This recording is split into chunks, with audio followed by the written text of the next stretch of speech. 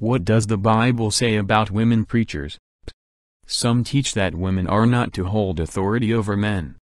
Let a woman learn in silence with all submission. And I do not permit a woman to teach or to have authority over a man, but to be in silence. 1 Timothy 2:11-12. Those who reject women preachers say if a woman were to be a pastor, she would clearly be in a position of authority over the men in the church.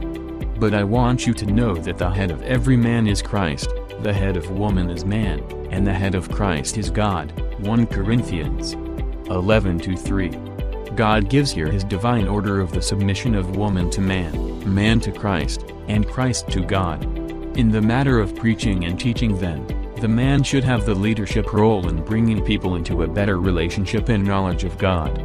This does not diminish the work of women in witnessing, teaching, counseling, and giving testimonies, etc. Another indication of God's intention to have only men as pastors is found in the verses that describe a minister, elder, bishop.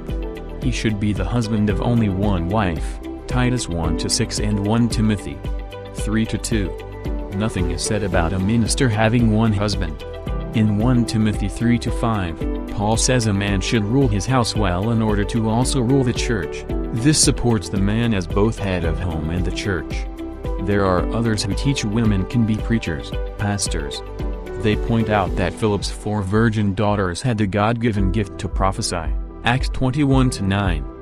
Deborah also was a prophetess, Judge 4:4, as were Huldah, 2 Kings 22:14, and Moses' sister, Miriam, Exodus 15:20.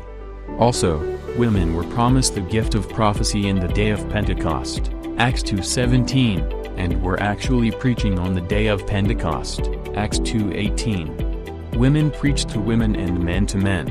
Sarah, Ruth, and other great women of God were greatly honored and blessed by God and given mention in His Word for generations to come. Mary Magdalene, not some preacher or prophet or apostle, was chosen by Jesus as the first person to be allowed to see Him alive after His resurrection from the dead. Therefore, women have great positions of service, even the position of pastor, say those who hold this view.